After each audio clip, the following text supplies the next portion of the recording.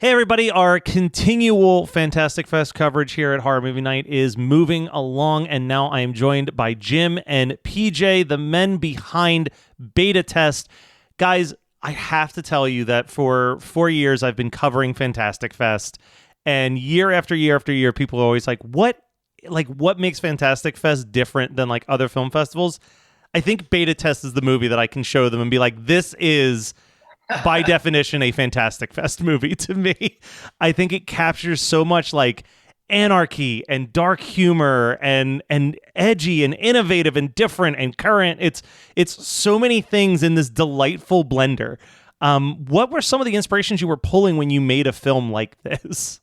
I mean, honestly, we've been like audience members for those kinds of movies, like the kind of graphic midnight stuff that we find so funny and scary and awesome. Like, I mean, there's this weird epidemic that's happening right now where people go to the cinema and they don't feel anything. Yeah. It's like, well, I want to, mess with audiences. We want to like make the movies that we want to see in the world. And so really it was just built up from years of seeing sanitized, tame, lame bullshit. And then PJ and I love David Fincher movies and Bong Joon-ho movies and Ruben Östlund films. And then we're like, all right, let's just do these love letters to these filmmakers and also have them be very funny. Yeah, make a movie that's a lot of fun in the cinema, and that definitely was, opening with gasps and then having laugh along the way, and it's very satisfying to see that because that's what going to a movie should be. Yeah. No, I think the movie is such a interesting. There's so much to dissect, and it's kind of a bummer because we're making this obviously for an audience of people who haven't yet seen the movie. So you're like in this weird push and pull where you want to talk about things, but you also like want people to go and seek out the movie and enjoy the twists and turns themselves. So I'll say this much, Jim, your character of Jordan, as I'm watching this movie, what I'm thinking in my head as I'm watching it is Patrick Bateman in American Psycho. I think the thing that people love about that movie is that you have this character that thinks he's so cool and he is clearly like such a loser. And Jordan, I feel like, is the guy that even Patrick Bateman would be like, God, what a loser. Like he's yeah. Such an unlikable guy who doesn't have nearly as much swagger as he thinks he has.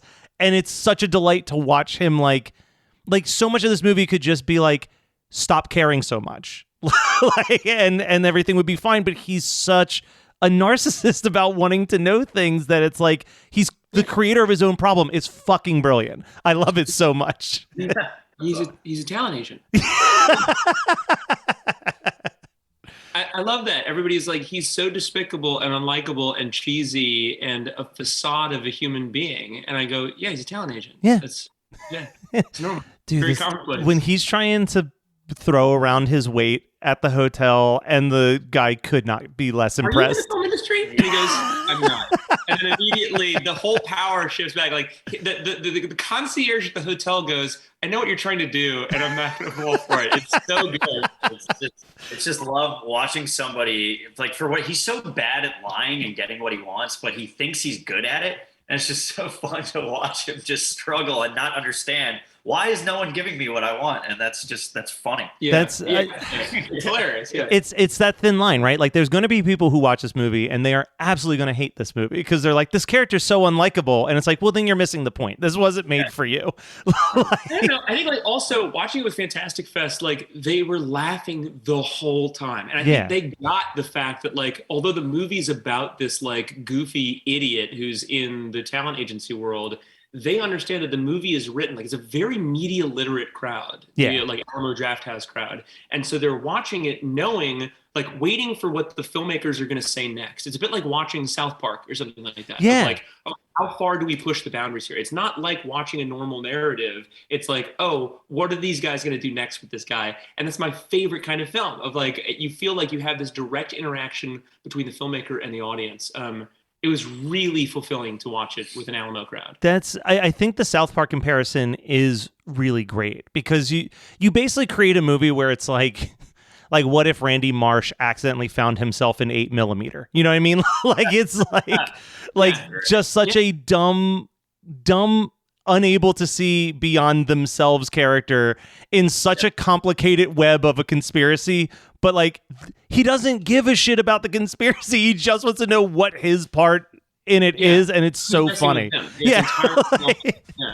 He just wants to find the girl. He doesn't care about this actual much bigger thing that's happening to the country and the world on the internet. He's like, I just want to find the girl, find out what's going on to me specifically. It's so funny, and it's so perfect for this day and age, right? Like how many of our current situation problems are because people can't see beyond their own self and like be empathetic towards anybody else. Yeah, it's a funny thing in Hollywood. I don't know if you've noticed this, but it seems as though people don't really understand how they seem. And there's a lot of people who are really dishonest and cheaters. And it's become this epidemic in the film industry, many industries. But really, we wanted to make a movie where at the end of the film, after a guy's been lying to the audience's face for 80 minutes, then he has to admit to all of them. And it's very funny. It's like a very cathartic thing to watch somebody finally be honest with themselves. And yeah, that was the whole goal, was to like make a movie where someone could say, okay, I've been lying. And then afterwards, people were like, yeah, I know people like that. And like, you kind of think about it of like, who am I lying to? Like, what is my life? Am I like this? It's a fun place to put an audience. I think that's what makes PJ's character so great in the movie as well, is because like PJ's character should, in theory, be the voice of the audience, right? Like in theory, he should be the moral high ground, but there's still this element of like, PJ's character is completely compliant with everything that's happening. He's almost envious of the things that are happening to Jordan. Like, it's not like he's there saying like, dude, you shouldn't be cheating on your fiance, wife, what have you. He's just like, oh man, no, I couldn't do that. But like, let's find that girl's name. My favorite line of PJ's is, I couldn't do this with my wife. She cut my fucking head off. And her whole family's lawyers. She'd get away with it. And he's like pissed off that she would get away with it. He's like, man, how could she get away with something like that? I can't get away with something like there were other drafts where I was legitimately super jealous that this was happening to Jordan, not to me. Why can't I get a lawyer? That sounds amazing. I never get a lawyer. It's always you. But I think that's what's going to make people remember this movie, is that it really is subverting all of your expectations for the story beats. You know what I mean? Like PJ's character in anyone else's script would be the voice of reason that's telling Jordan not to do this, as opposed to egging him on.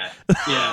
You're trying to get to the bottom of it. That feels like, we watched Zodiac 1,000 times, but like the relationship between Robert Graysmith and Dave Toshke is like very much that of like, they have these long form conversations about, who Zodiac could have been. And they both have the same like compulsion to find out what happened. And so like those scenes at the bars with the two of us is that we get to like steal kind of Zodiac detective pornography and have it fit into this narrative about purple envelopes. And it's like, and then he still gets to play the kind of best friend character that is all of the comic relief of like, I can't believe, like, are you kidding me? You did this in this climate? And he's like walking around. He's like, that line killed me. That was like, it's so, it's the movie's brilliant. Like I can say it so many times, but it is so legitimately funny. And just a real quick shout out to Zodiac, which is like, just a David Fincher film that I think gets praise but doesn't get enough praise. Like, it is so good.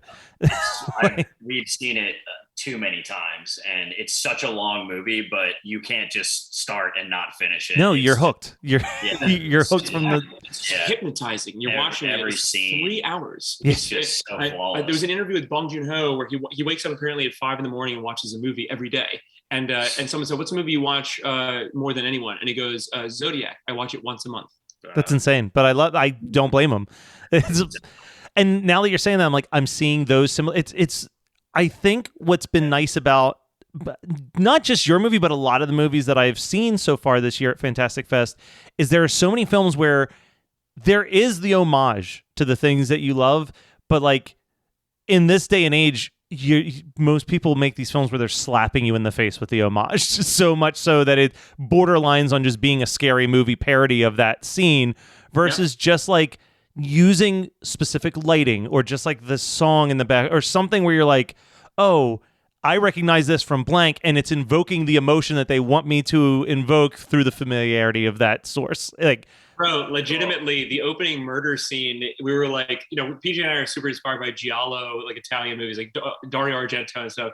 And there's the blue and red lights that are in those scenes of like how giallo can we get? How like 1970s horror can we get? And like in the coloring like session, we're like, can we make that a little bit more saturated? Like how much do we of it? But yeah, no, man, it is a fine needle to thread. Yeah, it is, and I think I'm glad that you brought up the murders because honestly, I watched this a couple days ago, so I almost completely forgot about them because they're so good and they're so funny, but they're also like ultimately they're inconsequential because Jordan doesn't care. Like 50 people could have died in this movie, and if it didn't directly affect the character of Jordan's life, he does not care. It is really weird to open the movie with like the most graphic, violent scene I've seen in a while. It's like we try to make it as hardcore as possible. And then you kind of forget about it because it's like, oh, it becomes this like goofy letter comedy thing. And then it becomes more important later. She's the first victim. But no, it's like in the audience, we're like, hey guys, check this movie out. It's a comedy. Enjoy it. And then the next 5 minutes is like the most brutal Swedish murder. I literally... Are we in the right movie? So, I mean, obviously I'm having to do this from home. So like, yeah, I definitely double checked. I was like, did they send me the right file? This doesn't feel like what I was told I was going to be watching. Awesome. That's great. That's great. But no, I think that there is a charm to that. And I mean, it's so interesting. And I have to apologize because this year has been crazy for everybody. Wolf of Snow Hollow has been a movie that for the last year, every listener of my podcast has been like, there's never been a movie made more specifically for you. Go see it. And I haven't seen it, but now that I've seen Beta Test, I'm fucking buying it. I'm not even going to give it a test. I'm just going to put it in my collection to have. Yeah. It's a weird one. I feel like Wolf of Snow Hollow feels like a kind of snowy Fargo, like murder mystery. But then it's also a bit like Zodiac as a comedy. I think you'll like it. No, I think part of that is that like on the show I've been Mr. I love werewolf movies, but like I'm so the champion for like the Trauma and the Full Moon pictures of like do as much as you can with as little of a budget as you can, and that's like the real charm. And they're like everything that you preach about what makes a good schlocky movie is in this film. Like it is tailor-made for you. Go see it. So when I saw that you guys, I didn't even know that you were the team behind that until after I watched Beta Test and started doing the research and was like, hopped on Amazon and picked up my copy that's coming in the mail. Cool, so thank you so much. But let me know what you think about it. I'm actually stoked to hear your thoughts on it. I love that your friends didn't give you any clues about it because there's like a lot that they could have said about the movie that I think you'll take away from it. So yeah, dude. No, I think everyone should be. Avoid as much information as you can. That's what makes the Fantastic Fest interview so difficult to me sometimes is like, you don't want to spoil the experience of the movie. God knows the trailers do that enough for people anymore anyway.